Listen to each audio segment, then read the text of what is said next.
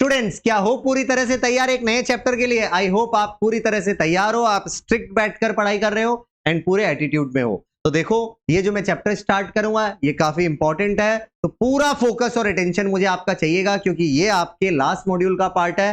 तो ये चैप्टर होते छोटे छोटे हैं, बट इसमें नॉलेज काफी डेप्थ चाहिए और इंटरेस्ट भी पूरा चाहिए। तो प्लीज उसको फॉलो करें और उसके साथ ही आप ये चैप्टर स्टार्ट करें। बट बिफोर दैट हो जाए हमारी वो लाइन, सर हम जान लगा देंगे, रिजल्ट निकालेंगे, कोई रोक सके तो रोक के दिखाए।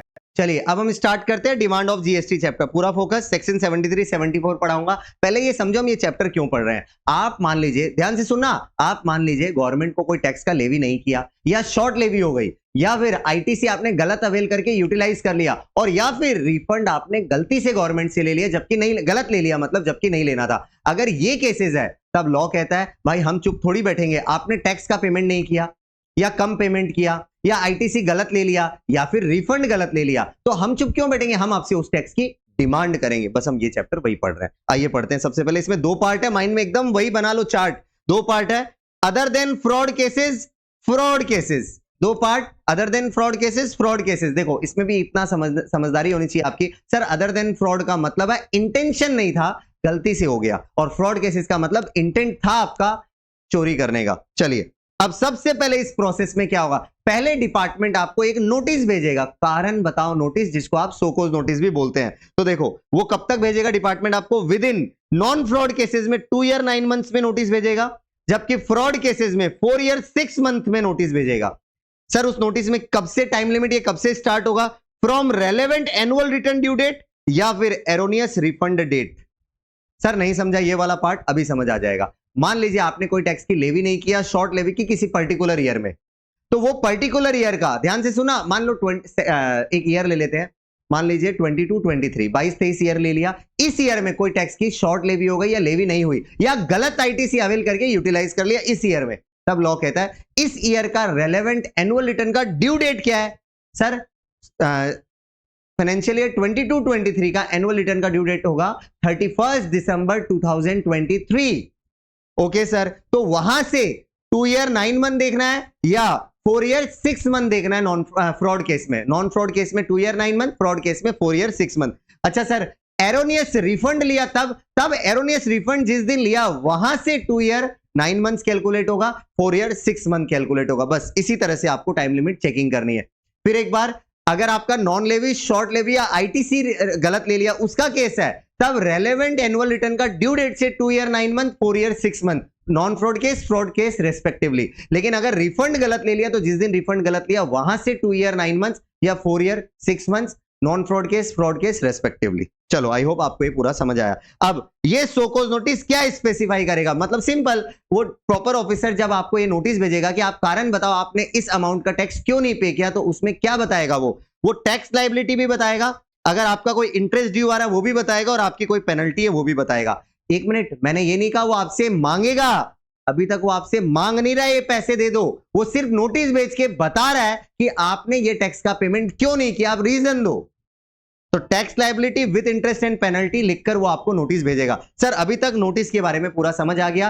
2 ईयर 9 मंथ या 4 ईयर 6 मंथ में नोटिस भेजा जाएगा, और उस नोटिस में स्पेसिफाइड रहेगा कितना लायबिलिटी आ रहा है मेरा, क्या इंटरेस्ट हो सकता है, क्या पेनल्टी होगी। आइए आगे बढ़ते हैं। Number 2, if voluntary payment is made before issue of show cause notice and intimate the same in writing. अच्छा सर, इसका मतलब ये हुआ आपने सामने से बिना नोटिस आए, मतलब अभी तक आपको नोटिस ऊपर जो मैंने बताया वो मिला नहीं है, और आपने सामने से ही वॉलंटरी पेमेंट करने के लिए राजी हो गए, मतलब आपको खुद रियलाइज हो गया था कि आपका कोई टैक्स का पेमेंट था और आपने नहीं किया, या आईटीसी गलत ले लिया, या रिफंड गलत ले लिया, आपने सेल्फ रियलाइज करके गवर्नमेंट को पे कर दिया इससे पहले कि गवर्नमेंट का नोटिस आता।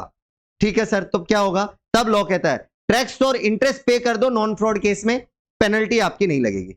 सर बहुत बढ़िया है, अगर नॉन फ्रॉड केस है, मतलब मेरा कोई इंटेंशन टैक्स का चोरी का कभी था ही नहीं, और मेरे को पता चला कि मैंने ऐसा कोई टैक्स पेबल था और नहीं पे किया, तो वैसे केस में मुझे क्या करना है? सिंपल, नोटिस आने से पहले ही, मतलब कोई नोटिस अभी तक मेरे पास आया भी नहीं और उससे पहले ही मैं वॉलंटरीली गवर्नमेंट को टैक्स विद इंटरेस्ट पे कर रहा हूं, तब पेनल्टी मेरे को लगेगी ही नहीं नॉन फ्रॉड केसेस में। सर फ्रॉड केसेस में टैक्स प्लस इंटरेस्ट प्लस, ध्यान से सुनना, पेनल्टी भी देनी होगी, लेकिन पूरी नहीं, टोटल जो टैक्स है उसका 15% पेनल्टी देने से हो जाएगा। मतलब जो टैक्स अमाउंट है उसका 15% पेनल्टी देना। सर पेनल्टी इतनी ज्यादा नहीं है। यस, इसीलिए नहीं है क्योंकि आप वॉलंटरीली पेमेंट कर रहे हैं फ्रॉड केसेस में भी। मतलब आपको पता है आपने फ्रॉड किया था, फिर भी आपको कुछ दिन बाद रियलाइज हुआ कि यार कोई नोटिस आ जाए उससे पहले मैं ही गवर्नमेंट को टैक्स इंटरेस्ट और 15% ऑफ टैक्स एज पेनल्टी देने को तैयार हूं, तो आप दे दो, आपको कोई प्रॉब्लम नहीं आएगा। क्या नहीं आएगा बता देता हूं। Now show cause notice only if amount is short paid. तो आपको सोकोज नोटिस तभी डिपार्टमेंट देगा अगर उनको पता चला अभी भी अमाउंट शॉर्ट पेड है, और अगर फुल पेड है तो अब आपको वो कोई नोटिस नहीं भेजेंगे। That is no show cause notice, amount is paid in full. तो आई होप आपको यहां तक समझ आ गया। तो सर अभी तक इस प्रोसेस में क्या चला, दो चीज ध्यान से सुनना। फोकस, सोकोज नोटिस पहले दिया जाता है 2 ईयर 9 मंथ्स, 4 ईयर 6 मंथ। इस टाइम लिमिट के अंदर डिपार्टमेंट आपको एक नोटिस देकर कहेगा रीजन बताओ कि आपने टैक्स इंटरेस्ट पेनल्टी हम आप पर क्यों ना लगाए, क्योंकि आपने इसका पेमेंट नहीं किया है। तो इस तरह का नोटिस आता है। बट अगर आप इस नोटिस को आने से पहले ही वॉलंटरीली एक पेमेंट करना चाहते हैं तब लॉ कहता है नॉन फ्रॉड केस में टैक्स और इंटरेस्ट फुल पे कर दो, फ्रॉड केसेस में टैक्स इंटरेस्ट के साथ पेनल्टी 15% ऑफ टैक्स दे दो, हम आपको छोड़ देंगे, मतलब आप कोई नोटिस नहीं देंगे। लेकिन अगर अभी भी अमाउंट शॉर्ट पेड है तो उस अमाउंट के लिए नोटिस जरूर दिया जाएगा। आगे बढ़ते हैं। थर्ड पार्ट ध्यान से देखना, if payment is made within 30 days of issue of show cause notice.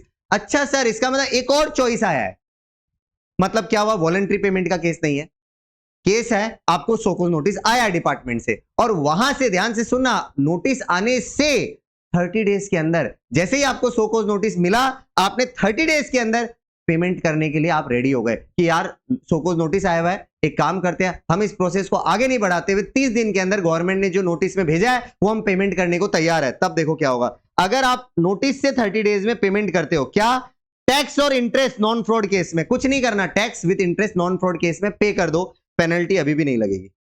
इसका मतलब सर नॉन फ्रॉड केसेस में वॉलंटरी पेमेंट करते हैं तब भी पेनल्टी नहीं है, और सोकोज नोटिस आने के बाद 30 दिन के अंदर 30 डेज के अंदर अगर हम पेमेंट कर देते तब भी पेनल्टी नहीं है। लेकिन फ्रॉड केसेस में अगर आपने टैक्स इंटरेस्ट और पेनल्टी देनी पड़ेगी 25% ऑफ टैक्स। सर एक बार और समझाइए। देखो अगर सोकोज नोटिस आया और वहां से फ्रॉड केस है और वहां से 30 डेज के अंदर अगर आपने टैक्स का पेमेंट कर दिया तो याद रखना टैक्स इंटरेस्ट के साथ पेमेंट करना होगा और पेनल्टी भी सिर्फ टैक्स की 25% देनी होगी। सर इसको प्रोसेस में बताइए तो सुनो, वॉलंटरी पेमेंट करोगे फ्रॉड केसेस में तो tax plus interest plus 15% penalty लगेगी, और अगर आप ध्यान से सुना, अगर आप नोटिस का वेट करते हो, नोटिस से 30 दिन में पे करते हो, नोटिस डेट से 30 डेज के अंदर पे करते हो, तब टैक्स इंटरेस्ट और पेनल्टी इस बार 25% ऑफ टैक्स रहेगी। तो चलिए आई होप आपको यहां तक समझ आ गया। फोर्थ प्रोसेस में आगे बढ़ते हैं। इफ आफ्टर रिसीविंग सोकोज नोटिस, आपको सोकोज नोटिस मिला और आपने पेमेंट ऊपर के मैनर में नहीं किया, इसका मतलब ये हुआ नोटिस मिलने के बाद 30 डेज में भी आपने पेमेंट नहीं किया, एंड द मैटर इज एडजुडिकेटेड, बस यही आपको समझाना है। मैटर एडजुडिकेट का मतलब ये होता है कि आपको सोकोज नोटिस मिला, हो सकता है आपने उसका रिप्लाई दिया हो या रिप्लाई नहीं दिया हो उस तब तक, लेकिन आपने पेमेंट नहीं किया अभी तक। उसके बाद 30 दिन भी पार हो गया, सोकोज नोटिस से 30 डेज क्रॉस हो गया, उसके बाद हो सकता है आपने इस ऑर्डर के नोटिस के अगेंस्ट आपने बोला एओ को कि आप मेरे अगेंस्ट एक ऑर्डर पास करिए। ध्यान से सुनना, मेरे अगेंस्ट एक ऑर्डर पास करिए, मैं देखना चाहता हूं मेरे ऑर्डर में क्या डिमांड आता है। इसका मतलब यह हुआ मैं नोटिस को पूरी तरह से नहीं मानता, मैं वेट करूंगा आप एक फाइनल ऑर्डर पास करिए, उसके बाद ही मैं कोई पेमेंट करूंगा। तो मैटर इज एडजुडिकेट का मतलब होता है अभी एक ऑर्डर पास होगा। सर ठीक है, तो क्या है देखो, सच पर्सन में furnish a representation to the PO in his defence. Obviously आप अपने बचाव में कुछ कह सकते हैं आफ्टर रिसीविंग सोकोज नोटिस। इसका मतलब ये हुआ सोकोज नोटिस से 30 दिन में मैंने पेमेंट करने की जगह मैंने रिप्लाई दिया है, okay sir. Thereafter proper officer after consideration the representation, आपने जो बोला उसको सुनने के बाद एक ऑर्डर पास करेगा। क्या कहा था मैंने, एक ऑर्डर पास करेगा। इसका मतलब ये पहले नोटिस देगा वो, आप कुछ रिप्लाई दोगे, नहीं भी दे सकते हो, और उसके बाद प्रॉपर ऑफिसर एक ऑर्डर पास करेगा जिसमें वो डिटरमाइन कर देगा the amount of tax interest penalty only on the ground specified in the notice. ये ध्यान दो, यही तो सबसे इंपॉर्टेंट है। प्रॉपर ऑफिसर जब ऑर्डर पास करेगा तो वो उन्हीं मैटर्स पर ऑर्डर पास करेगा जो ग्राउंड्स नोटिस में थे। अच्छा समझो एक बात, मैंने आपको एक टास्क दिया जिसमें 3 काम करने बोला, वो 3 काम अगर आपने नहीं किया तो मैंने आपको बोला मैं आपको डांटूंगा। तो नेक्स्ट डे पता चला आपने उसमें से एक काम नहीं किया और रिप्लाई दिया कि मेरे पास टाइम नहीं था, तब तक ठीक है मैं उस पॉइंट के लिए डांटू दो। बट कोई ऐसा एक नया पॉइंट लाकर अगर मैं आपको डांटू तो आप बोलोगे सर हमको इस पॉइंट के लिए क्यों डांटे, यह पॉइंट तो आपने कल हमको बोला ही नहीं। वैसे ही अगर प्रॉपर ऑफिसर ने नोटिस में कुछ पॉइंट्स डाले हैं तो उन्हीं पॉइंट्स पे ऑर्डर पास होगा, कोई नया पॉइंट पे ऑर्डर पास नहीं होगा। और अगर कर दे और टैक्स निकाल दे प्रॉपर ऑफिसर तो आप पे मत करना। चलिए सर एक बार और इस पार्ट को समझाइए। देखो प्रॉपर ऑफिसर ने आपको सोकोज नोटिस दिया और आपने वहां से 30 डेज में टैक्स का पेमेंट नहीं करने की जगह आपने एक रिप्लाई दिया अपने डिफेंस में, सर ठीक है। उसके बाद प्रॉपर ऑफिसर एक ऑर्डर पास करेगा जिसमें आपका टैक्स इंटरेस्ट पेनल्टी डिटरमाइन करके देगा, लेकिन मेक श्योर उस ऑर्डर के अंदर प्रॉपर ऑफिसर ऐसा कोई भी ग्राउंड नहीं लेगा जो नोटिस में ग्राउंड नहीं था। ओके सर, नाउ पेनल्टी कितनी लगाएगा वो इस केस में बता देता हूं, 10% ऑफ द टैक्स और 10,000 विच एवर इज हायर। इसका मतलब ये हुआ अगर आप नॉन फ्रॉड केस की बात करें और सो कोज नोटिस से 30 डेज में आपने पेमेंट नहीं करके मैटर को एडजुडिकेट करवाया और प्रॉपर ऑफिसर से ऑर्डर पास करवाया, तब प्रॉपर ऑफिसर उस ऑर्डर में आपको पेनल्टी कितनी लगाएगा, 10% ऑफ द टैक्स और 10,000 whichever is higher. 10% of the tax और 10,000 विच एवर इज हायर, ये पेनल्टी आपको लगेगी। अब बात करते हैं फ्रॉड केसेस में पेनल्टी कितनी लगेगी। ध्यान से सुनना, अगर मैटर एडजुडिकेट होता है मतलब एक प्रॉपर ऑफिसर ऑर्डर पास करता है तो उस ऑर्डर में वो पेनल्टी निकालेगा 50% of the tax so determined, मतलब आपका टैक्स का आधा 50% पेनल्टी लगेगी। इफ, और इसमें भी कंडीशन है, if tax with interest plus ये जो 50% पेनल्टी अभी अभी हमने निकाला of the tax is paid within 30 days of the date of communication of the order. ध्यान से सुनना, प्रॉपर ऑफिसर ने आज आपको मैटर एडजुडिकेट करने के बाद ऑर्डर दिया। फ्रॉड केसेस की हम बात करें, सर ठीक है मेरे हाथ में ऑर्डर आ गया, मान लो ऑर्डर आने के बाद आपके पास 30 दिन है, अगर आप 30 दिन में पेमेंट कर दोगे तब लॉ कहता है आप पे टैक्स इंटरेस्ट और जो पेनल्टी है वो 50% ऑफ द टैक्स ही आपको देना है। ये हो गया एक केस। लेकिन अगर आपने 30 डेज में भी ऑर्डर से 30 डेज में भी पेमेंट नहीं किया तब 100% of the tax determined after 30 days obviously. ये हो गया पूरा, मतलब टैक्स का 100% पेनल्टी आ जाएगा। सर हमको एक बार और ये प्रोसेस समझाइए। चलो समझाता हूं, फटाफट सुनना। सबसे पहले डिमांड चैप्टर पढ़ रहे हैं, आपको ये पता होना चाहिए इसके अंदर सेक्शन 73 74 दो सेक्शन है। 73 हो गया नॉन फ्रॉड केस का, 74 हो गया फ्रॉड केस का। नॉन फ्रॉड केस के केस में और फ्रॉड के केस में आपको सबसे पहले सोकोज नोटिस इशू होता है। सोकोज नोटिस इशू कब तक होता है, 2 ईयर 9 मंथ्स में नॉन फ्रॉड केस में, और फ्रॉड केस में 4 ईयर 6 मंथ में इशू होता है। कब से, रेलेवेंट एनुअल रिटर्न का ड्यू डेट से या फिर रिफंड डेट से ये टाइम लिमिट चेक की जाती है। सर इस टाइम लिमिट के अंदर डिपार्टमेंट नॉर्मली हमको एक नोटिस देगा और बोलेगा आप टैक्स इंटरेस्ट और पेनल्टी आपकी क्या लायबल हो सकती है वो आपको निकाल कर भेजेगा और बोलेगा कारण बताओ कि आपने ये पे क्यों नहीं किया। सर ठीक है, इसके बाद नहीं है, इसके पहले एक चीज हो सकती है, अगर आपको नोटिस मिले और आप उससे पहले ही वॉलंटरीली टैक्स और इंटरेस्ट का पेमेंट कर देते नॉन फ्रॉड केस में तो पेनल्टी नहीं लगती, और फ्रॉड केस में वॉलंटरीली आप टैक्स का पेमेंट इंटरेस्ट के साथ कर सकते हो with 15% of penalty. Okay sir यहां तक समझा। इसके बाद ध्यान से सुनना, इसके बाद आता है मान लीजिए आपको सोकोज नोटिस मिला, तो उस केस में क्या होगा, सोकोज नोटिस मिलने के बाद आप चाहो तो 30 डेज के अंदर अंदर एक्सेप्ट कर लो जो उन्होंने नोटिस में कहा है और आप पेमेंट कर दो। तो सर नॉन फ्रॉड केस में पेमेंट करना होगा आपको टैक्स और इंटरेस्ट का और कुछ भी नहीं। लेकिन अगर फ्रॉड का केस है तब आपको टैक्स का पेमेंट करना होगा, इंटरेस्ट का पेमेंट करना होगा और पेनल्टी लगेगी 25% ऑफ द टैक्स, और आपको ये पेमेंट करना है। सोकोज नोटिस से 30 डेज में मैटर क्लोज हो जाएगा। तो अच्छा सर ऐसा है क्या, अच्छा इसके बाद अगर आप 30 डेज में पेमेंट नहीं करते और मैटर को एडजुडिकेट करवाते हो, एडजुडिकेट करवाने का मतलब प्रॉपर ऑफिसर को बोलते हो हम अपने डिफेंस में ये कहना चाहते हैं आप एक ऑर्डर पास करिए, तब क्या होगा, तब लॉ कहता है नॉन फ्रॉड केस में तो सिंपल आंसर है, टैक्स लगेगा आप पर, इंटरेस्ट लगेगा आप पर, और पेनल्टी टैक्स का 10% और 10,000 विच एवर इज हायर इतनी ही पेनल्टी लगेगी। नॉन फ्रॉड केस क्लोज हो गया। फ्रॉड केस में क्या होगा, ध्यान से सुनना, मैटर एडजुडिकेट होता है और ऑर्डर पास होता है। तो जब ऑर्डर पास हुआ उस डेट से, ध्यान से सुनना, ऑर्डर पास हुआ उस डेट से आपके पास 30 डेज है, आप टैक्स का पेमेंट विद इंटरेस्ट एंड, अब ध्यान से सुनना, पेनल्टी सबसे इंपॉर्टेंट है 50% ऑफ द टैक्स आपको देना होगा। अगर आप दे देते हो तो आपका मैटर क्लोज हो जाएगा। और अगर आप tax with interest plus 50% penalty order से 30 डेज में नहीं पे करते हैं तो आपको टैक्स विद इंटरेस्ट और पूरा 100% ऑफ द टैक्स की पेनल्टी देनी पड़ेगी। ये हो गया पूरा प्रोसेस। अब आगे बढ़ते हैं।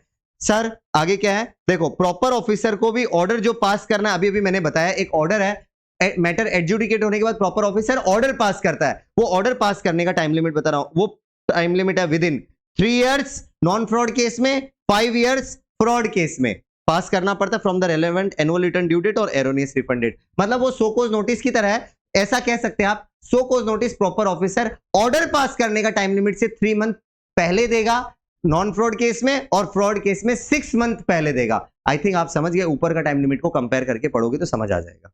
चलिए, ये हो गया आपका पूरा दोनों सिचुएशंस, जिसके अंदर मैंने आपको पूरा पेनल्टी वगैरह सब कुछ पढ़ाया। तो आप चाहो तो एक बार ये पार्ट रिवाइज कर लो। नंबर 1 ध्यान से सुनना, प्रॉपर ऑफिसर में मतलब अगर प्रॉपर ऑफिसर चाहे तो before serving of show cause notice, जो सो कॉज नोटिस के बारे में हमने बात ऊपर की थी, वो नोटिस देने से भी पहले communicate to the said person, आपको कम्युनिकेट कर सकता वो the details of any tax interest penalty, मतलब आपकी liability as determined by him, details of any liability. Short में बोले तो प्रॉपर ऑफिसर आपको नोटिस देने से पहले भी अगर चाहे तो एक कम्युनिकेशन भेज देगा और बोलेगा आपकी इस तरह की कोई लाइबिलिटी आ रही है। सर इसका फायदा क्या है, वो नोटिस तो दे ही रहा है। देखो, नोटिस देने पर नॉर्मली एसएससी टैक्सेबल पर्सन वगैरह डर जाते हैं, इसीलिए लॉ ने कहा प्रॉपर ऑफिसर चाहे तो नोटिस देने से भी पहले एक नॉर्मल कम्युनिकेशन भेज दे सामने वाले को, ताकि सामने वाला क्या कर सके। देखो मैं बताता हूं, वॉलंटरी पेमेंट कर सकता है अगर चाहे तो, या फिर सबमिशन फाइल कर सकता है। सर इसका फायदा क्या है, फिर बता रहा हूं, प्रॉपर ऑफिसर अगर पहले ही कम्युनिकेशन दे दे सोकोज नोटिस से भी, तब टैक्सेबल पर्सन चाहे तो उस कम्युनिकेशन के अगेंस्ट वॉलंटरीली पेमेंट कर दे, जो मैंने ऊपर पढ़ाया वो पेमेंट कर सकता है। उसको पता चल गया मेरी ऐसी लाइबिलिटी है, डिपार्टमेंट मेरे को नोटिस भेजे, उससे पहले ही मैं पेमेंट कर दूं क्योंकि मेरे पास एक कम्युनिकेशन ऑलरेडी आ गया है। या फिर वो अपने सबमिशंस दे देगी, देखो मेरी ऐसी लाइबिलिटी नहीं आ रही है, मेरे पास इसके रीजंस है, तो इससे केस हल्का हो जाएगा और पहले ही सॉल्व हो जाएगा, नोटिस वोटिस का केस जरूरत पड़ेगी ही नहीं। लेकिन अगर ये नहीं हो पाया तब तो फिर नोटिस का जो प्रोसेस मैंने ऊपर पढ़ा है वही फॉलो होगा। चलिए आगे बढ़ते हैं। नेक्स्ट पॉइंट, अगर आपको एक नोटिस दिया हुआ है फॉर अ पर्टिकुलर पीरियड, एक पीरियड ले लेते हैं ना अप्रैल मंथ, तो मान लो आपको अप्रैल मंथ में आपकी कोई टैक्स लायबिलिटी आपने लेवी नहीं हुई थी जो होनी चाहिए थी अप्रैल मंथ में, उसके लिए आपको डिपार्टमेंट ने सो कॉज नोटिस दिया है। याद रखना, मैंने सिर्फ अप्रैल मंथ में कोई रीजन से आपको डिपार्टमेंट ने सो कॉज नोटिस दिया है। Then for the subsequent period, subsequent period का मतलब आने वाले period, service of statement containing the details of such non-payment would be deemed to be service of so cause notice, उस स्टेटमेंट को ही so cause notice माना जाएगा, provided grounds in so cause notice and statement are the same। Sir कुछ भी नहीं समझा, पूरा बताइए। चलो मैं बताता हूं, एग्जाम्पल से समझेंगे तुरंत क्लियर हो जाएगा। अप्रैल मंथ के लिए डिपार्टमेंट ने आपको सो कॉज नोटिस दिया, बट सेम ग्राउंड्स जिस रीजन से सो कॉज नोटिस अप्रैल मंथ का मिला, सेम रीजन आपका मई मंथ, जून मंथ और जुलाई मंथ में भी प्रेजेंट था, और आपने टैक्स का पेमेंट गवर्नमेंट को नहीं किया। तब लॉ कहता है अगर मई जून जुलाई के लिए डिपार्टमेंट ने आपको सो कॉज नोटिस देने की जगह अगर कोई स्टेटमेंट भेजा है, तो उस स्टेटमेंट को भी सो कॉज नोटिस मान लिया जाएगा, प्रोवाइडेड जिस ग्राउंड्स में अप्रैल मंथ का सो कॉज नोटिस गया वही ग्राउंड मई जून जुलाई मंथ में भी था। इसका मतलब टैक्स नहीं लगने का जो रीजन है आप पर, जो आपने टैक्स नहीं दिया था गवर्नमेंट को, वो जो रीजन है वो अप्रैल मंथ, मई मंथ, जून मंथ, जुलाई मंथ में ग्राउंड सेम है। तब अप्रैल मंथ का सो कॉज नोटिस दे दिया और बाकी महीने का स्टेटमेंट दे दिया, तो लॉ कहता है बाकी महीने के स्टेटमेंट को भी हम सो कॉज नोटिस डीम्ड मान लेंगे। बस इतना ही। आगे बढ़ते हैं next point, in case where a notice issued in a fraud case, मतलब आपको फ्रॉड के रीजन से पहले नोटिस दिया गया था, but charges of frauds etcetera are not established, बाद में प्रूफ ऑफ फ्रॉड तो यहां था ही नहीं, तब लॉ कहता है प्रॉपर ऑफिसर डिटरमाइन करेगा आपका टैक्स, डीमिंग मान लिया जाएगा as if the notice were issued in a non fraud case. मतलब सिंपल है एकदम, फ्रॉड केस का नोटिस दिया और बाद में फ्रॉड प्रूफ नहीं हुआ, तो लॉ बोलता है डिपार्टमेंट के पास पावर है कि वो फ्रॉड का नोटिस को नॉन फ्रॉड का नोटिस मानकर टैक्स डिटरमाइन कर दे। ये लॉजिकल भी और सिंपल भी है। Next, payment of interest is mandatory even if not specified in the adjudicating order. आपको मैंने ऊपर ऑर्डर के बारे में समझाया था, नोटिस आने के बाद अगर आप 30 डेज में पे नहीं करते तो प्रॉपर ऑफिसर मैटर को एडजुडिकेट करता है और एक ऑर्डर पास कर देता है। तो वो जो ऑर्डर प्रॉपर ऑफिसर पास कर रहा है, उस ऑर्डर में अगर इंटरेस्ट के बारे में कुछ भी नहीं लिखा हुआ, तब भी लॉ कह रहा है इंटरेस्ट का पेमेंट आपके लिए मैंडेटरी है। इसका मतलब ऑर्डर में अगर इंटरेस्ट के बारे में कुछ नहीं लिखा हुआ, स्टिल यू हैव टू पे द इंटरेस्ट अमाउंट। मतलब आप ये नहीं कह सकते कि ऑर्डर में नहीं है तो मैं क्यों पे करूं, लॉ बोलता हूं मैंडेटरी है, पे करना ही पड़ेगा इंटरेस्ट। आइए आगे बढ़ते हैं। हाँ, पेनल्टी में ऐसा नहीं है, पेनल्टी अगर ऑर्डर में नहीं आए तो आप मत पे करना, कोई जरूरत नहीं है पे करने की। Next point, amount of tax interest and penalty demanded in the order, मतलब ऑर्डर में आपसे टैक्स इंटरेस्ट पेनल्टी मांगा गया, shall not be in excess of the amount specified in the notice. इसका मतलब मैं एकदम इजी लिख देता हूं, सोकोज नोटिस में आपका जो अमाउंट है, जो अमाउंट लिखा हुआ आया है, वो अमाउंट हमेशा ग्रेटर देन इक्वल टू रहेगा जो आपका एडजुडिकेशन ऑर्डर के अंदर अमाउंट आया है। जो अमाउंट पेबल है उसकी बात कर रहे हैं हम, मतलब जो भी आपका टैक्स इंटरेस्ट पेनल्टी पेबल है, वो जो नोटिस में अमाउंट है वो कभी भी आपका ऑर्डर के अंदर जो अमाउंट आएगा वो उसके अंदर अंदर आएगा, मतलब शॉर्ट में बोले तो नोटिस अमाउंट से ऑर्डर अमाउंट कभी ज्यादा नहीं हो सकता। चलो आगे बढ़ते हैं। Next, period to be excluded while computing the time limit. देखो एक चीज क्लियर कर देता हूं, ये सब पॉइंट्स एग्जाम के लिए इतना रेलेवेंट नहीं है तो इसको आप जस्ट रीड लिख दो, फिर भी आपको नॉलेज के लिए फटाफट बता देता हूं। अगर आपको डिपार्टमेंट कभी नोटिस या ऑर्डर देता है और आप उस पर कोर्ट का स्टे ऑर्डर ले आते हैं, तो फिर उसके बाद अगर डिपार्टमेंट को फर्दर कुछ आप पर नोटिस ऑर्डर देना हुआ सेम केस के लिए, तो वो स्टे का जो पीरियड है वो एक्सक्लूड कर दिया जाएगा। मतलब टाइम लिमिट के कैलकुलेशन में स्टे का पीरियड को इंक्लूड नहीं किया जाएगा, मतलब उतना टाइम आपको एक्स्ट्रा दिया जाएगा। फिर कह रहा हूं ये जस्ट रीड टॉपिक है, ज्यादा अंदर जाने की जरूरत नहीं है। Next, time spent in appeal. Short में बताता हूं, आपका कोई ऑर्डर प्रॉपर ऑफिसर को पास करना है, लेकिन आपका ऑर्डर पहले से ही अपील में चल रहा है और आपको बाद में फर्दर एक ऑर्डर पास करना है, तो नया ऑर्डर पास करने के लिए ध्यान से सुनना, अपील के अंदर जो टाइम लिमिट टाइम वेस्ट हुआ है वो टाइम को एक्सक्लूड कर दिया जाएगा, मतलब उतना टाइम आपको एक्स्ट्रा दिया जाएगा। चलिए जस्ट रीड है, फिर भी कह देता हूं, आगे बढ़ता हूं। Where any order is required to be issued in pursuance of the direction of the appellate authority, tribunal या court, कहने का मतलब प्रॉपर ऑफिसर को आप पर कोई ऑर्डर पास करना है, लेकिन ये ऑर्डर प्रॉपर ऑफिसर खुद से पास नहीं कर रहा, कोर्ट का डायरेक्शन आया है, ट्रिब्यूनल का डायरेक्शन आया है, कोई अपीलेट अथॉरिटी का डायरेक्शन आया, तब वो ऑर्डर प्रॉपर ऑफिसर को कब तक पास करना है? 2 years from the date of communication of such direction. Court वगैरह का डायरेक्शन जिस दिन आया वहां से 2 साल है प्रॉपर ऑफिसर के पास, उनके डायरेक्शन के तहत एक ऑर्डर पास करके दे दे टैक्सेबल पर्सन को। चलिए ये इतना ही। नेक्स्ट पॉइंट, अगर आपका टैक्स अमाउंट, ध्यान देना, टैक्स अमाउंट अगर मॉडिफाई हो जाता है किसी अपील वगैरह में, तो पेनल्टी और इंटरेस्ट भी अकॉर्डिंगली मॉडिफाई किया जाएगा। ये तो लॉजिकल है, आपको पता होगा इंटरेस्ट एंड पेनल्टी दोनों टैक्स अमाउंट पे डिपेंडेंट है, तो अगर टैक्स अमाउंट चेंज होगा तो वो भी चेंज होगा। Next point, if a so cause notice under section 73-74 issued to the person liable to pay tax and for the same proceeding notice has also been issued to some other persons, then, अच्छा पहले इतना ही समझो, एक कोई particular default के लिए जो tax पे करने के लिए लायबल पर्सन है उसको भी नोटिस दिया गया और साथ साथ में उससे कनेक्टेड लोगों को भी नोटिस दिया गया है। मतलब एग्जांपल के तौर पे ले लीजिए, आप हो टैक्सेबल पर्सन, आपका माल ट्रांसपोर्ट से आ रहा है, तो आप हो गए मेन पर्सन जो टैक्सेबल पर्सन हो और ट्रांसपोर्टर हो गया आपसे कनेक्टेड पर्सन।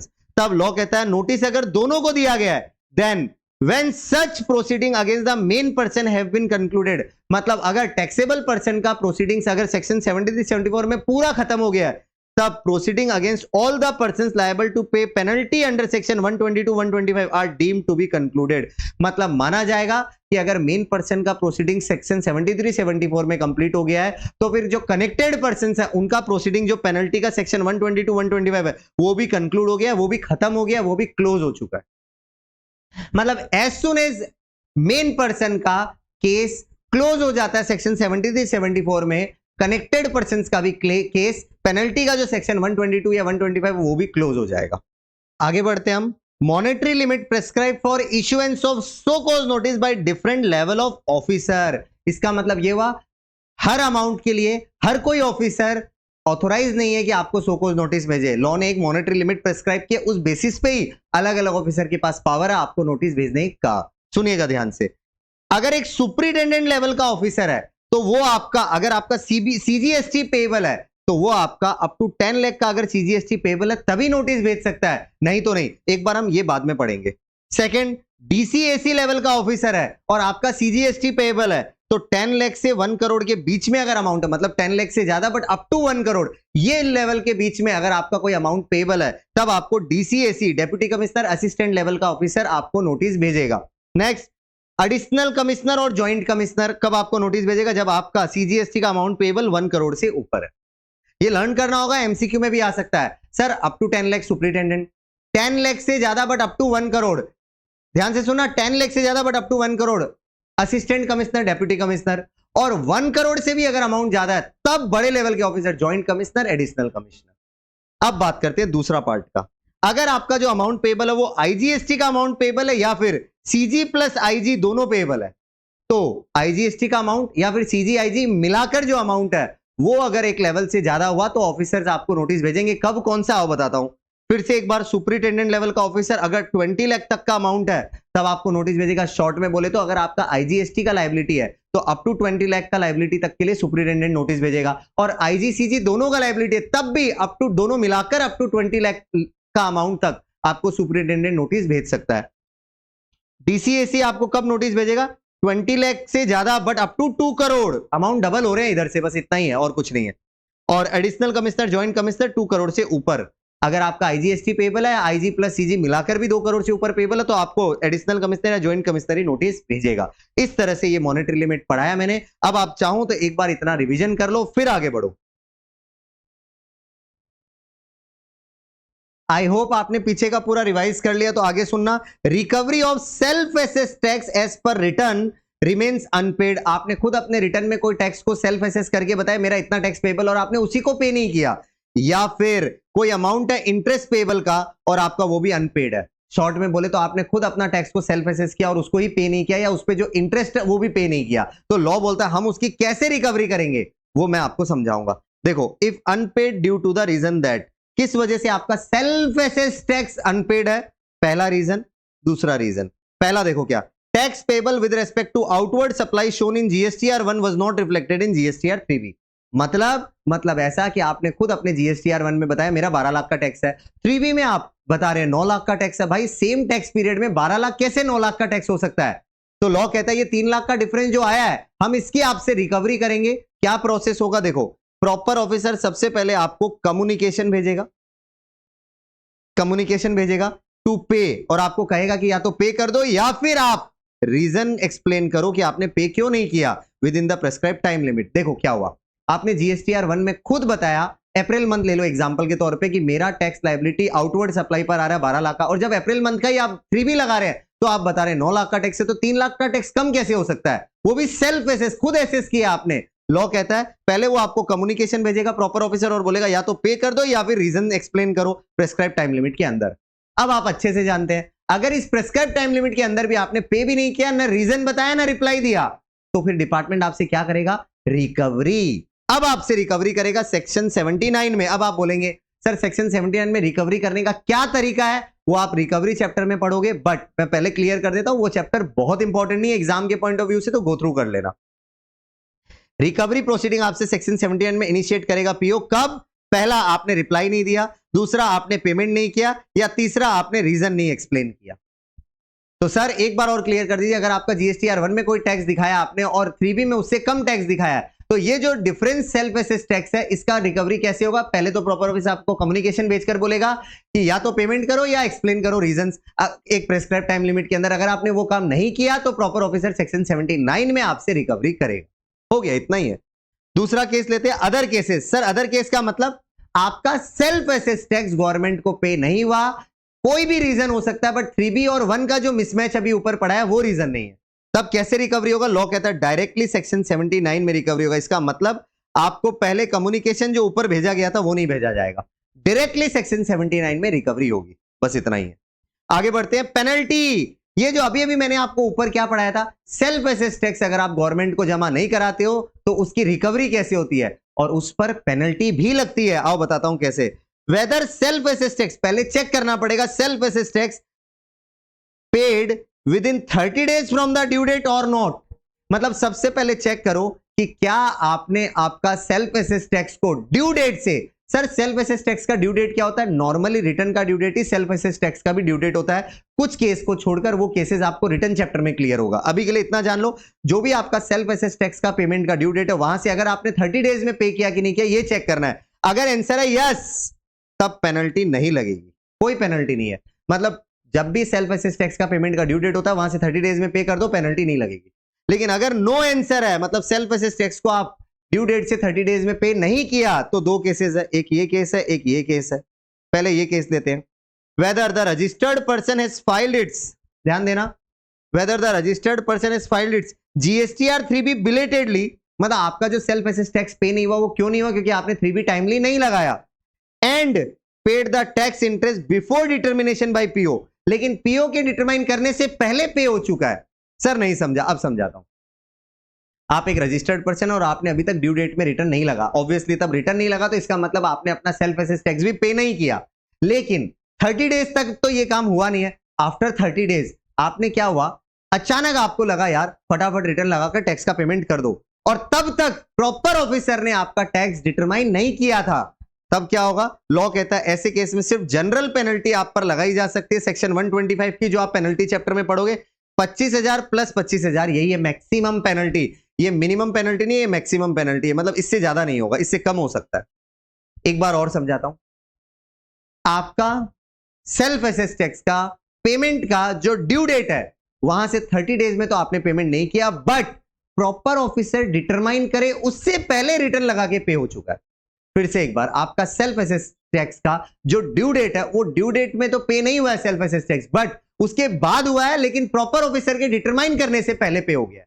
तब लॉ कहता है पेनल्टी सिर्फ एक जनरल पेनल्टी 25,000 प्लस 25,000, 25,000 प्लस 25,000 की मैक्सिमम लग सकती है। और एक केस लेते हैं other cases. Sir other cases का मतलब ये एकदम सिंपल है, ड्यू डेट से 30 डेज में तो पे नहीं हुआ है, लेकिन उसके बाद प्रॉपर ऑफिसर ने आपका सेल्फ असेस टैक्स अनपेड जो था उसको डिटरमाइन किया है, और उसके बाद आपने पेमेंट किया है, उसके पहले नहीं पे हुआ, उसके बाद ही आपने पे किया है, अगर किया है तो तब लॉ कहता है पेनल्टी लगेगी 10% ऑफ द टैक्स, और 10,000 whichever is higher shall be imposed, ये पेनल्टी लगेगी।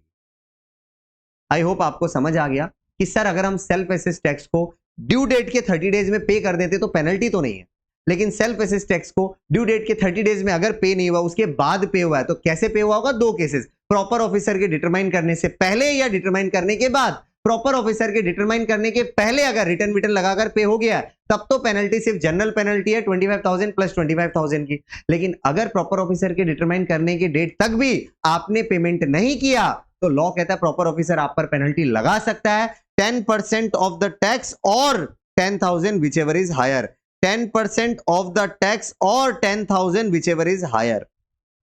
आई होप अब आपको ये पार्ट पूरा क्लियर है। नेक्स्ट देखो, मैं आगे बढ़ूंगा, सेक्शन 76 ये क्या कहता है? Recovery of amount collected as tax from any person but not paid to the government.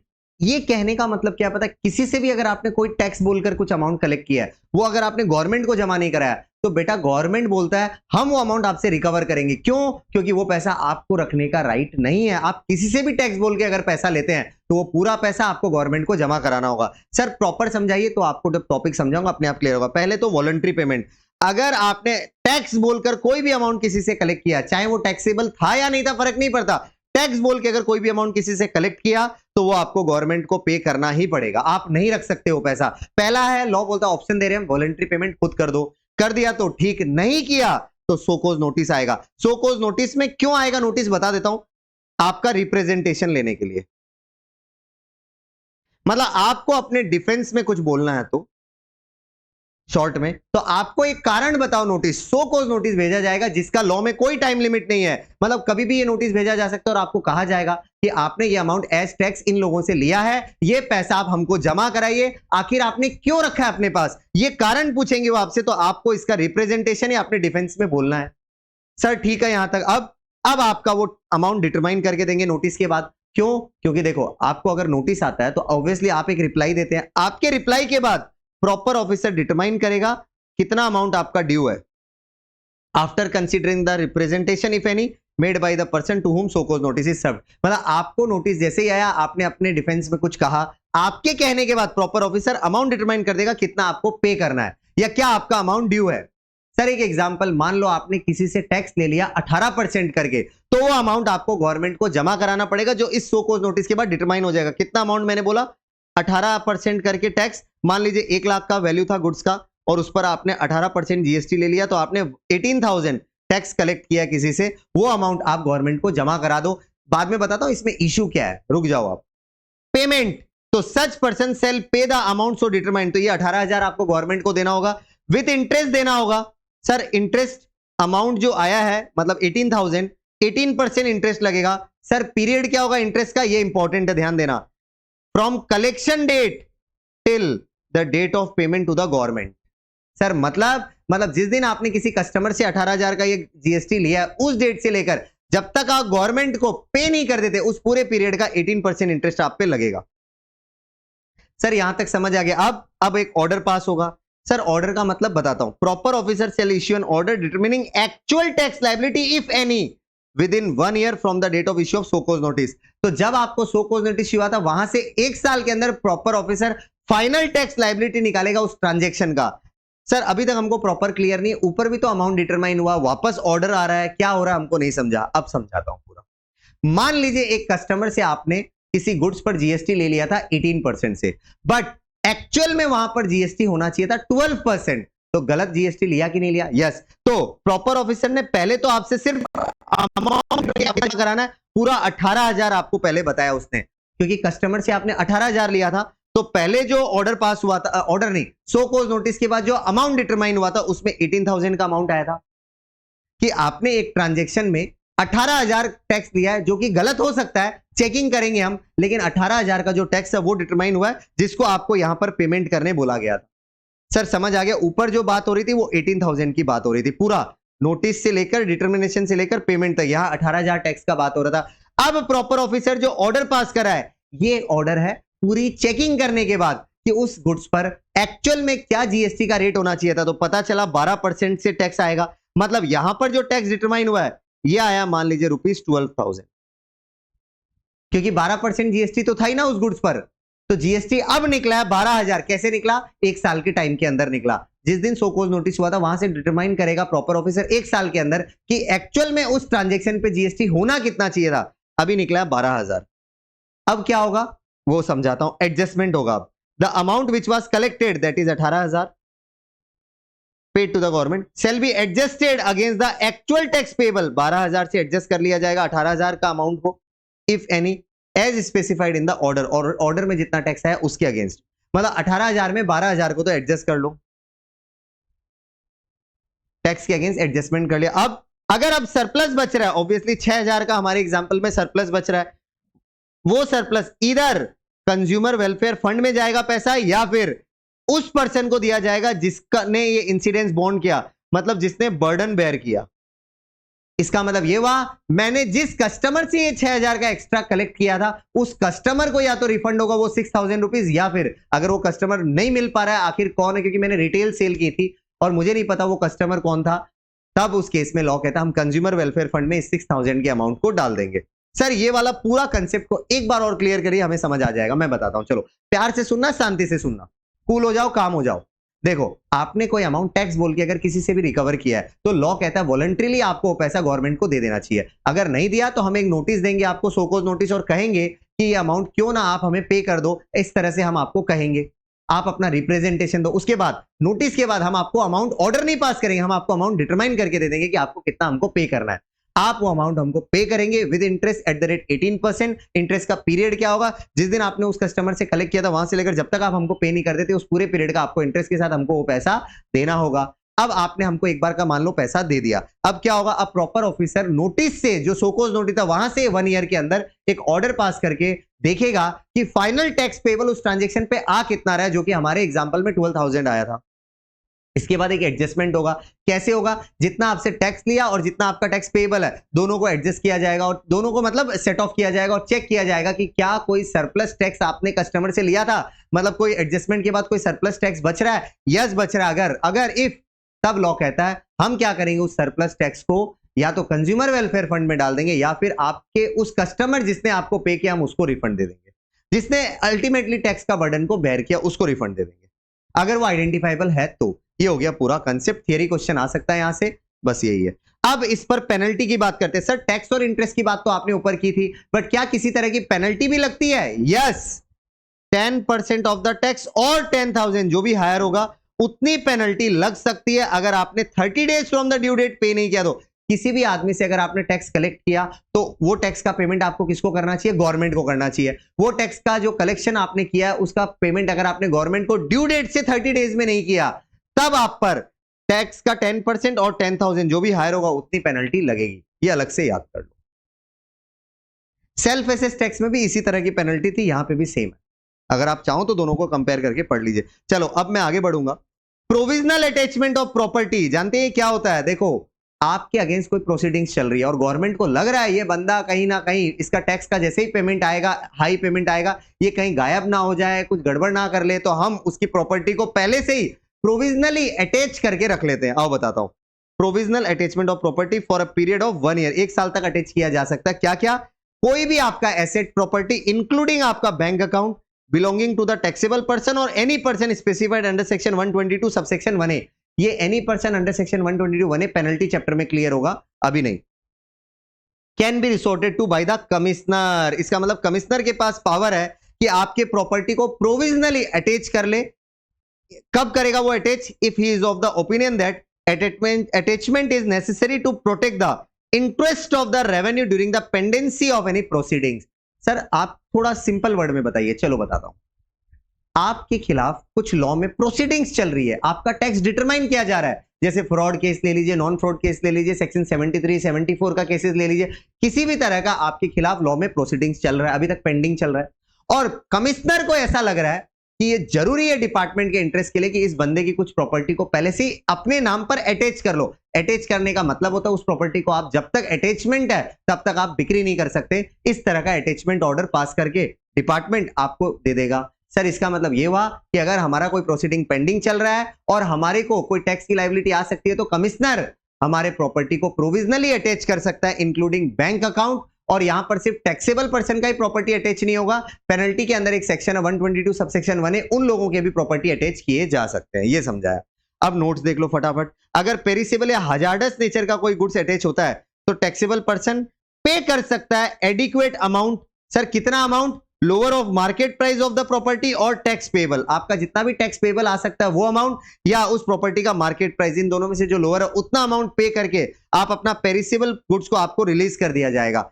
Otherwise अगर आपने पे करके लेकर नहीं गए तो कमिश्नर वो प्रॉपर्टी को आपका बेच सकता है, डिस्पोज कर सकता है और टैक्स इंटरेस्ट पेनल्टी फी के अगेंस्ट एडजस्ट कर सकता है। सर एक बार और समझाइए। चलो समझाते, एकदम सिंपल है।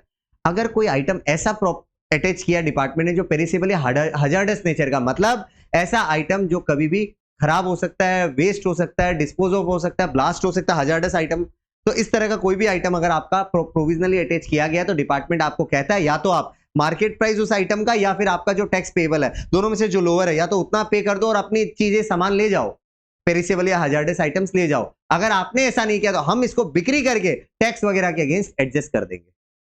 Next point, any person whose property is attach, किसी भी आदमी का अगर प्रॉपर्टी प्रोविजनली अटैच होता है तो एनी टाइम, कभी भी वो में है, कभी भी वो चाहे तो एक ऑब्जेक्शन फाइल कर सकता है and commissioner may release the property by an order, तब कमिश्नर आपका रिलीज कर देगा प्रॉपर्टी को, अगर चाहेगा तो, ना भी कर सकता है, हाँ भी कर सकता है। सर एक बार और, अगर आपकी प्रॉपर्टी को कभी भी प्रोविजनली अटैच किया जाता है तो आप जाओ और एक ऑब्जेक्शन फाइल कर दो, उसके बाद कमिश्नर चाहे तो आपकी प्रॉपर्टी को रिलीज कर देगा। उनको लगता है आप जेन्युइन है, आप टैक्स पे कर दोगे तब। सर एक बार और, प्रोविजनल अटैचमेंट ऑफ प्रॉपर्टी, देखो कमिश्नर को कभी भी लगता है कि डिपार्टमेंट के इंटरेस्ट के लिए जरूरी है कि कोई पर्सन का अगर प्रोसीडिंग पेंडिंग चल रहा है और वो गायब हो सकता है तो उसके प्रॉपर्टी को प्रोविजनली अटैच कर लो, इंक्लूडिंग बैंक अकाउंट। अच्छा ये अटैचमेंट 1 साल तक ही वैलिड रहता है, उससे ज्यादा नहीं।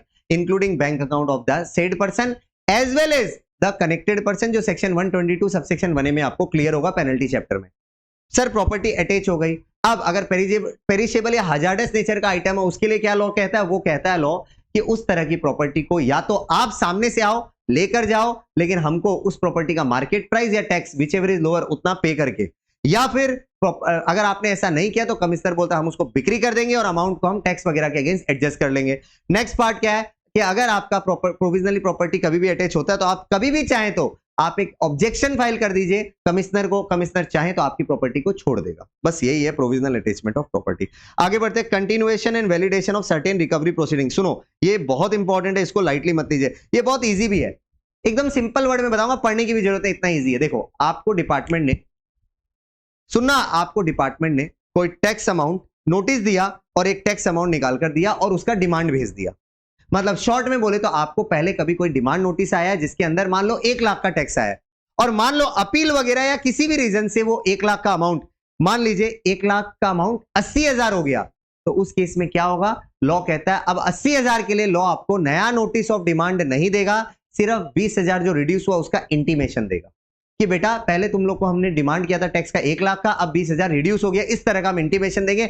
नया कोई डिमांड नोटिस नहीं मिलेगा 80,000 के लिए, वो जो 1 लाख का नोटिस है वो आज भी वैलिड माना जाएगा। और एक बार और सुन लीजिए, एक और एग्जांपल, अगर मान लीजिए आपको टैक्स का डिमांड किया गया था पहले 1 लाख का और किसी प्रोसीडिंग में वो 1 लाख बन गया 1,20,000, टैक्स बढ़ गया, तब वो एक्स्ट्रा 20,000 के लिए लॉ आपको एक अनदर नोटिस ऑफ डिमांड जरूर देगा, लेकिन पूरे 1,20,000 के लिए नया डिमांड ऑफ नोटिस आपको नहीं मिलेगा। इतना सिंपल है। लॉजिक लगाओ, खुद ही समझ जाओगे। पुराना डिमांड नोटिस मतलब हमेशा नए प्रोसीडिंग के बाद भी वैलिड माना जाएगा। अब आओ पढ़ा देता हूं। Where any notice of demand is served and appeal is filed, तब क्या होगा ड्यूज का। देखो अगर अपील में अमाउंट बढ़ गया तो जो जितना अमाउंट एनहांस हुआ है सिर्फ उसके लिए नया डिमांड नोटिस आएगा। पुराना वाला डिमांड नोटिस बचे हुए अमाउंट के लिए आज भी वैलिड है। मतलब 1,20,000 का अगर नया डिमांड है और पुराना डिमांड 1 लाख का था, तो पुराना डिमांड नोटिस जो आपको इश्यू हुआ था वो आज भी वैलिड है 1 लाख का। नया 20,000 के लिए एक नया डिमांड नोटिस आपको दिया जाएगा, जिसके बाद आपको वो अमाउंट पे करना है। दूसरा केस, रिड्यूस हो गया अगर आपका अमाउंट, तब पहले डिमांड नोटिस आया था 1 लाख का, अब हो गया अमाउंट 80,000 का पेबल, 20,000 रिड्यूस हुआ, तो लॉ कहता है जो अमाउंट रिड्यूस हुआ सिर्फ उसके लिए आपको एक इंटीमेशन दिया जाएगा और कुछ नहीं। इसका मतलब ये पुराना 1 लाख का डिमांड नोटिस आज भी वैलिड है, 20,000 का इंटीमेशन आ चुका है रिड्यूस का, इसका मतलब पुराना 1 लाख का डिमांड में से आपको सिर्फ 80,000 पे करना है। नया कोई डिमांड नोटिस आपको इश्यू नहीं होगा, पुराना वाला आज भी वैलिड माना जाएगा। बस इतना ही है। ये देखो ये लिखा हुआ है, ये लाइन पढ़ लो, आपको समझ आ जाएगा। चलिए अब हम आगे बढ़ते, ऑलमोस्ट चैप्टर के एंड पर आ गए हम, फोकस करना। देखो section 19 of the IGST act या 77 ऑफ द सीजीएसटी एक्ट, ये सेक्शन नंबर याद मत करो, एकदम इजी है, मैं आपको ऐसे ही बता दूंगा, पढ़ने की जरूरत नहीं है, आराम से समझिए। देखो हुआ क्या, आपने कोई टैक्स किसी से सीजी और एसजी ले लिया था जबकि लेना था आईजी, और वाइस वर्सा किसी से आपको आईजीएसटी का टैक्स लेना था और आपने गलती से क्या ले लिया, सीजीएसटी और एसजीएसटी ले लिया। तो ऐसे केस में आप क्या करेंगे? सर एकदम सिंपल है, सबसे पहले फर्स्टली, यहां लिखा हुआ वैसे तो फर्स्टली, मान लीजिए पहले मैं एग्जांपल लेता हूं, आपको सीजीएसजी पे करना था बट आपने क्या पे किया, आईजी, तो लॉ कहता है फर्स्टली आप एक काम करो, पहले सीजीएसजी पे कर दो, क्योंकि आपको पे सीजीएसजी करना था, आपने आईजी कर दिया, तो आप क्या करो, सर आईजी पे कर दिया वो तो कर दिया, एक बार सीजीएसजी भी पे कर दो, कर दोगे तो ऑटोमेटिकली आपको जो हमारा डिपार्टमेंट का पोर्टल है वहां पर आईजीएसटी एक्सेस शो होगा, जो आईजीएसटी एक्सेस शो होगा वो आपको रिफंड मिल जाएगा। सिंपल। अब उल्टा एग्जांपल ले लेते हैं, आपको पे करना था आईजीएसटी और आपने गलती से सीजीएसजी पे कर दिया, तो ऐसे केस में आप क्या करेंगे, आप क्या करिए, एक बार आईजी पे कर दीजिए पहले, उसके बाद क्या होगा, सीजीएसजी एक्सेस शो होगा, तो फिर उसके बाद आप सीजीएसजी का रिफंड ले लीजिए। बस यही लिखा हुआ और कुछ नहीं। और इस तरह की गलती आप खुद भी ढूंढ सकते हैं और डिपार्टमेंट भी ढूंढ सकता है। प्रोसीडिंग यही रहेगा जो मैंने कहा, पहले आप करेक्ट टैक्स को डिस्चार्ज करेंगे फर्स्टली, और देयर आफ्टर जो इनकरेक्ट टैक्स है वो आपको रिफंड हो जाएगा। It's as simple as that. इस चैप्टर का एंड एक general note, in case where any penalty is imposed under the above provision, मैंने आपको इस सेक्शन इस चैप्टर में कोई भी पेनल्टी का प्रोविजन अगर पढ़ाया है तो no penalty for the same act और omission shall be imposed on the same person under any other provision. Example के तौर पे मान लेते हैं section 73, 74 non fraud case, fraud case, वहां पे भी आपको अगर आप पेमेंट टाइमली नहीं करते हैं, वहां टाइम लिमिट सब पढ़ा चुका हूं, तो वहां पर आपको पेनल्टी लगती है। इफ यू रिमेंबर, नहीं है तो फिर अभी तक इतना रिवीजन कराया क्या फायदा, तो वो पेनल्टी आप पर लगती है। ध्यान से सुनना, वो पेनल्टी अगर आपकी एक बार लग गई तो फिर आपको लॉ के दूसरे सेक्शंस में कोई और पेनल्टी नहीं लगेगी। मतलब एक डिफॉल्ट के लिए एक ही जगह पेनल्टी लगेगी, दूसरी जगह नहीं लगेगी। बस ये प्रोविजन इतना ही कह रहा है। ये इंपॉर्टेंट है, छोटी छोटी मगर मोटी बातें टाइप से, ये इग्नोर मत करना। तो आई होप आपको डिमांड चैप्टर पूरा क्लियर है। इंपॉर्टेंट चैप्टर था इसलिए मैंने थोड़ा स्लो गया, डिटेल में गया, बाकी आपको अच्छे से पढ़ना है तो एग्जाम में इसका वेटेज भी अच्छा खासा रहता है, हर 2 अटेम्प्ट में एक बार आ ही जाता है, कई बार तो बैक टू बैक अटेम्प्ट्स में भी आता है। तो चलिए, थैंक यू सो मच।